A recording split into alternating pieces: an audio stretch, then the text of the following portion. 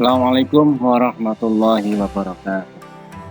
Alhamdulillah wa syukurillah ala ni'matillah la haula wa la quwwata illa billah amma ba'du. Kaum muslimin yang berbahagia, pada tanggal 12 Rabiul Awal kaum muslimin merayakan peringatan Maulid Nabi Muhammad sallallahu alaihi wasallam, baik di rumah, lembaga, organisasi, di lingkungan masyarakat, kampung, dan lain sebagainya. Yang menjadi pertanyaan adalah, pernahkah Nabi Muhammad merayakan peringatan Maulid? Dan sejak kapan diadakan? Dan untuk apa diadakan Maulid itu? Lalu bagaimana hukumnya mengadakan peringatan Maulid Nabi Muhammad sallallahu alaihi wasallam? Kaum muslimin yang berbahagia, jika ditelusuri sejarah Nabi Muhammad sallallahu alaihi wasallam itu belum pernah merayakan hari lahirnya dengan upacara-upacara tertentu. Dan sejarah tidak mencatat jika Rasulullah sallallahu alaihi wasallam pernah merayakan Maulid dengan mengundang orang lain, membaca sholawat atau berjanji, hibaan, dan pengajian-pengajian umum. Nah, apakah jika mengadakan peringatan Maulid Nabi ini berarti mengada-ada? Dan apakah termasuk bid'ah? Mari kita kaji hukum peringatan Nabi Muhammad sallallahu alaihi wasallam tersebut. Di dalam sebuah kitab yang ditulis oleh Imam Jalaluddin Asyuyuti yang berjudul Husnul Maqasid fil Amal Al-Mawalid, beliau menjelaskan bahwa di zaman Rasulullah dan Khulafaur Rasyidin memang tidak ada peringatan dalam bentuk upacara, sholawatan, pengajian tentang Maulid Nabi Muhammad. Jadi, kapan peringatan Maulid Nabi ini dilaksanakan atau dimulai? Sejarah menyebutkan bahwa sejak Islam jaya dengan menaklukkan Romawi, Persia, bahkan Eropa, banyak orang-orang non-muslim masuk agama Islam, baik karena sukarela ataupun karena terpaksa. Hal ini menimbulkan dendam yang pada akhirnya mereka membalas dendam itu dengan menjajah Timur Tengah. Maka berkobarlah perang salib. Kaum kafir membunuh orang Islam, merampas kejayaan Islam, dijauhkannya dari Islamnya, dijauhkan dari nabinya, dijauhkan dari sejarah kejayaan Islam. Dan yang ditampilkan oleh penjajah kepada kaum muslimin pada waktu itu adalah tokoh-tokoh kafir, tokoh-tokoh fiktif, sehingga rusaklah moral anak-anak muda, hancurlah kejayaan kaum muslimin, hilanglah keteladanan, sehingga tidak kenal kehebatan Islam. Melihat kondisi umat yang terpuruk dan semakin jauh dari Islam, serta tidak punya semangat memperjuangkan agamanya, maka para ulama dan tokoh Islam mencari solusi bagaimana cara membangkitkan keislaman kaum muslimin dan melepaskan diri dari cengkraman tentara salib. Di antaranya adalah seorang raja Himsiyah yang bernama Al-Malik Al-Muzaffaruddin. Raja ini mengundang para ulama dan masyayikh ke istana untuk musyawarah.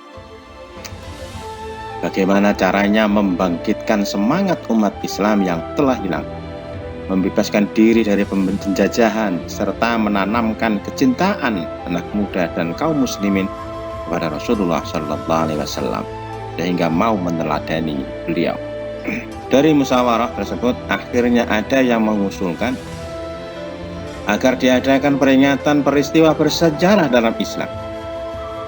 Di antaranya dengan peringatan Maulid Nabi Muhammad yang kemudian dikampanyekan yang dengan besar-besaran dengan mengundang para penyair agar menulis syair pujian kepada Nabi Muhammad. Kemudian para ulama dan mubalik bertugas untuk menceritakan sejarah Nabi Muhammad kepada umat Islam. Al-Malik Mudzafaruddin menanggapi usulan ini dengan antusias. Tapi ada yang tidak setuju dengan alasan karena peringatan seperti itu tidak pernah dikerjakan oleh Rasulullah Sallallahu Alaihi Wasallam. Menanggapi ketidaksetujuan mereka itu akhirnya dijawab oleh ulama yang hadir bahwa tidak semua bid'ah sesat. Menurut Imam Abu Salam Ibnu Athar bahwa ada bid'ah dolalah dan bid'ah hasanah. Bid'ah dolalah atau sesat adalah bid'ah yang tidak ada dasar hukumnya dan tidak ada perintah sama sekali dari syariat.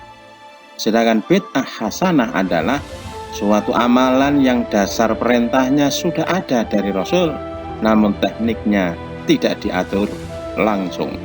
Dan itu bukan termasuk ibadah mahdoh muqayyadah atau ibadah murni yang telah ditentukan caranya. Kita diperintahkan untuk bersolawat kepada Nabi Muhammad sallallahu alaihi wasallam. Innallaha wa malaikatahu yusholluna 'alan nabi. Ya ayyuhalladzina amanu shollu 'alaihi wa sallimu taslima. Sedangkan teknisnya terserah kita, boleh sholawat yang panjang, pendek, prosa maupun syair, yang penting bersolawat kepada Rasulullah. Hal ini termasuk juga berdakwah. Allah berfirman dalam surat An-Nahl 125, Ud'u ila sabili rabbika bil hikmah wal mau'izatil hasanah. Serulah manusia kepada jalan Tuhanmu dengan hikmah dan pelajaran yang baik. Berdakwahlah kamu ke jalan Allah dengan cara hikmah dan mau'izah hasanah atau wejangan yang baik. Perintahnya ada, sedangkan teknik pelaksanaannya terserah kita. Boleh dalam bentuk pengajian umum, pengajian rutin di masjid, atau media-media sosial lainnya, radio, TV, koran, majalah, diskusi, maupun seminar.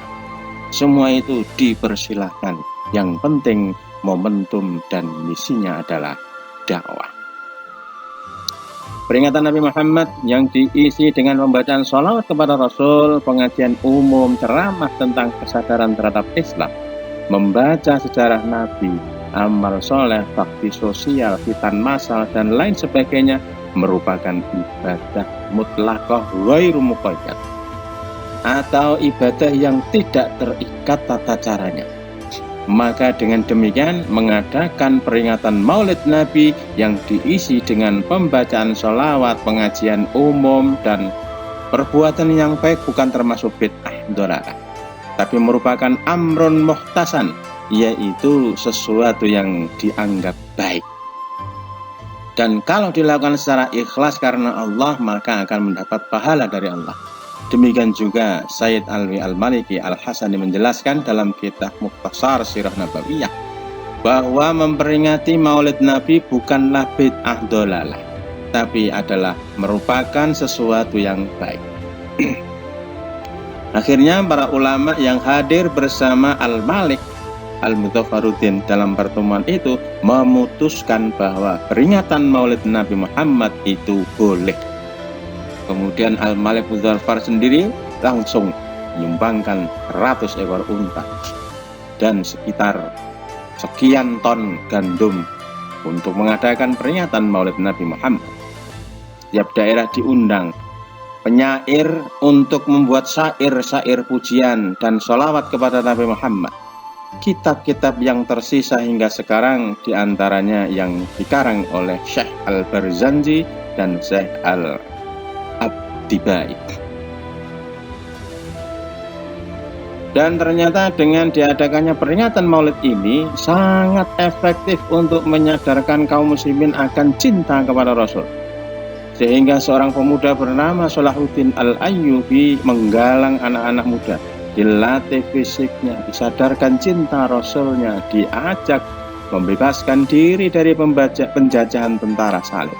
Akhirnya Laskar Islam bersama Panglima Pemberani Salahuddin Al-Ayyubi bisa memenangkan perang Salib pada tahun 580 Hijriah. Sejak tahun itulah peringatan Maulid Nabi Muhammad Sallallahu Alaihi Wasallam diadakan oleh negara Muslim lainnya. Mudah-mudahan dengan peringatan Maulid Nabi, hati kita semakin dekat dan cinta kepada Rasulullah Sallallahu Alaihi Wasallam. Dengan cinta kepada Rasulullah, maka kita akan melaksanakan perintahnya, menjauhi segala larangannya, dan kita termasuk orang yang menghidupkan sunnah Rasul. Sebagaimana sabda beliau yang artinya, orang-orang yang telah menghidupkan sunnahku, maka ia berarti cinta padaku. Dan orang-orang yang cinta padaku nanti akan bersamaku di surga. Semoga kita dikumpulkan bersama Rasulullah Sallallahu Alaihi Wasallam kelak di surga. Amin ya Rabbal Alamin.